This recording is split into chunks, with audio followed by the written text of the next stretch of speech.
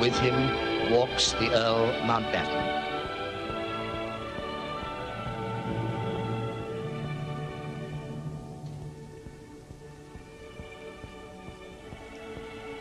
The Duke of Kent rises to receive his uncle. The gold staff officers, the ushers of the Abbey on this great day, bow and take their places. Earl Mountbatten takes his place in the royal box. And now, very slowly, moving at a speed almost imperceptible, we know that the grand procession, its splendid name, must soon be moving towards us along the floor of the nave and of the choir.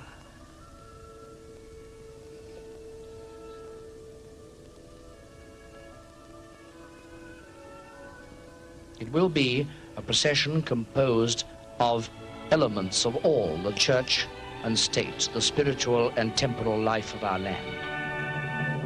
It is, as you see it, moving now from the west door, entering the Abbey, headed by the Abbey beadle, the man who has the great honor of walking at the head of the procession in the Abbey which he has served for so many years. And with him there walk, in their cloaks of shining scarlet, the chaplains.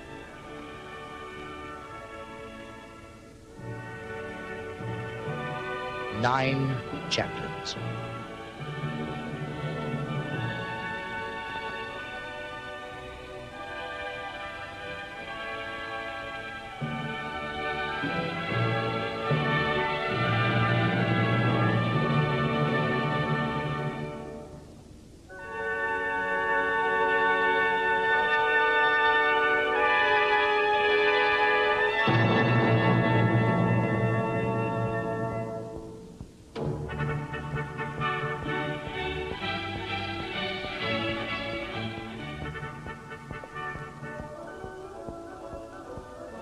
Behind the nine chaplains walk the three domestic chaplains.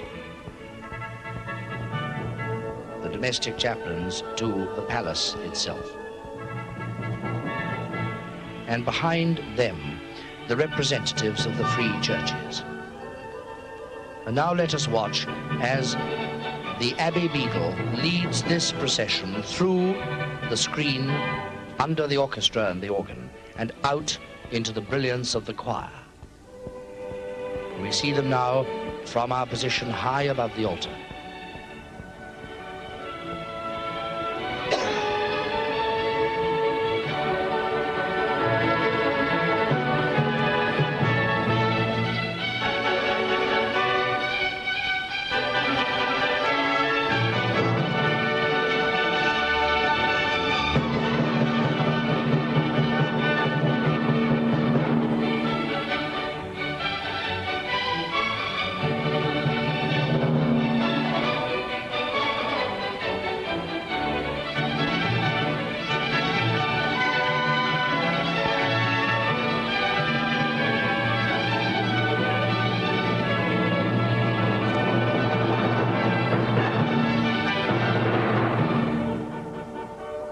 The three domestic chaplains, and immediately behind them, the chairman of the Congregational Union of England and Wales in court dress, and with him the representatives of the free churches, of the Presbyterian Church of England, of the Baptist Union, of the Methodist Conference, and the Free Church Federal Council. And then the representatives of the Church of Scotland, the former moderator of the General Assembly, two ex-moderators of the General Assembly, and the present moderator of the General Assembly, the Right Reverend Pitt Watson.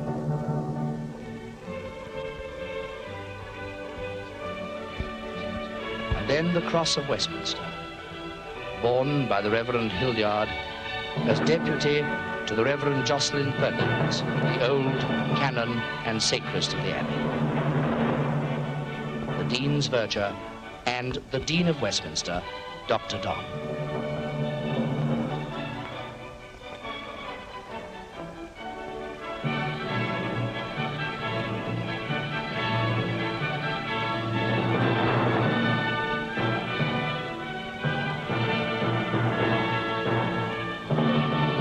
Dr. Don, the man in charge of the whole administration of this sacred and historic building, wearing the very ancient robes of his office. And now a short gap, and through the screen come our first glimpse of the heralds in their splendor. Suddenly, as though we had gone back 400-500 years. For here come Fitzalan, Pursuivant Extraordinary, Portcullis, Pursuivant of Arms, Rouge Dragon, Pursuivant of Arms, Kintyre, Pursuivant of Arms, Unicorn, Pursuivant of Arms, Carrick, Pursuivant of Arms. 3 of the English, followed by 3 of the Scottish heralds.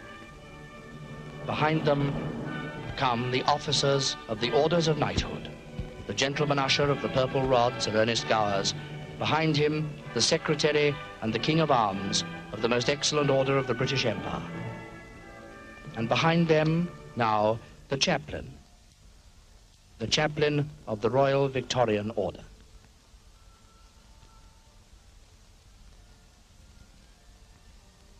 And then the knights of the most distinguished order of St. Michael and St. George in scarlet robes.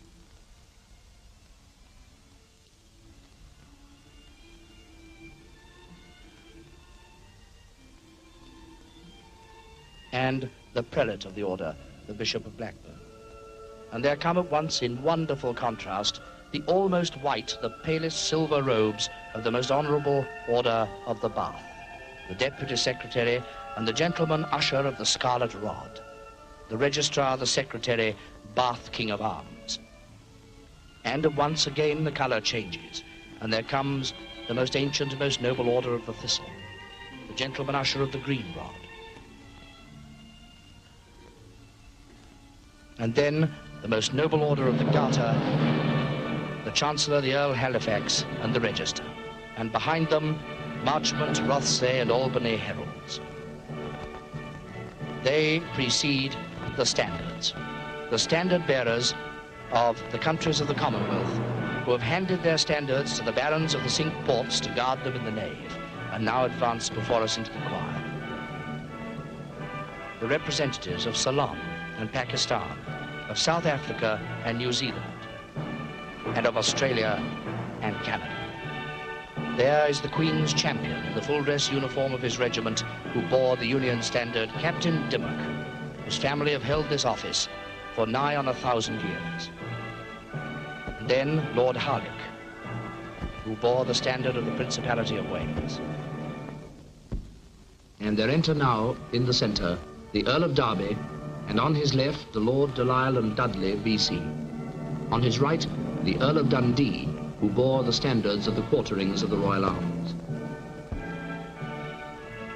And behind, the Royal Standard was borne by Viscount Montgomery of Alamein, Knight of the Garter.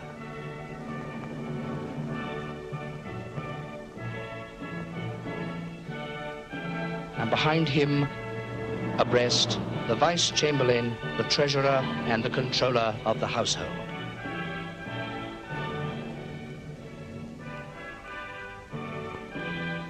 Another short gap in our procession, and we await now the representative of the Keeper of the Jewel House of the Tower of London, Major General Sidney, who, being ill, is represented today by Lord Harding of Penshurst.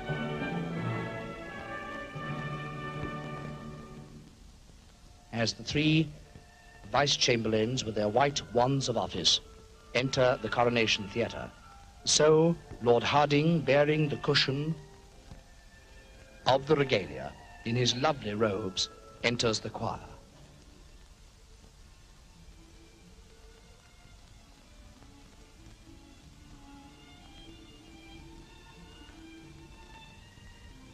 For many of the representatives of countries of the world gathered now on each side, this will be the first moment during which they have been able to see some of the priceless and wonderful regalia of our land. For the Keeper of the Jewel House's representative bears on his cushion the ring, the sovereign's ring, the armills, the 2 bracelets, representing sincerity and wisdom, and the jeweled sword. You see it glittering there, one of the loveliest of all the pieces of the crown jewels.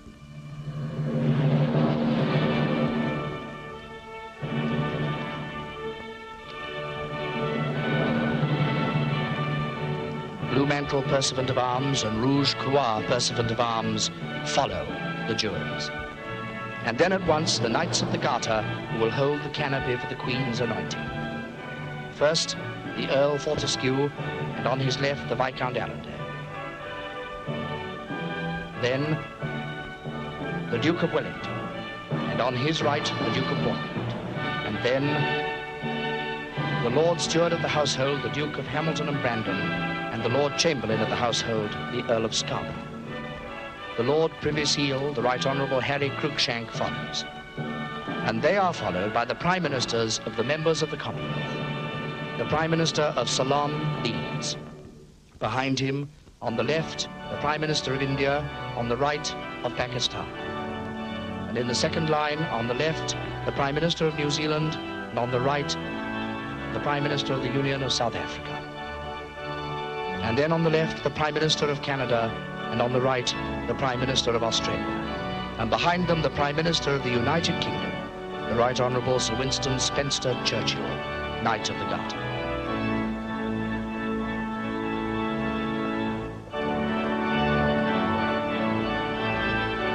And immediately behind the Prime Minister, the Cross of York and the Archbishop of York, the Most Reverend Cyril Forster Garrett.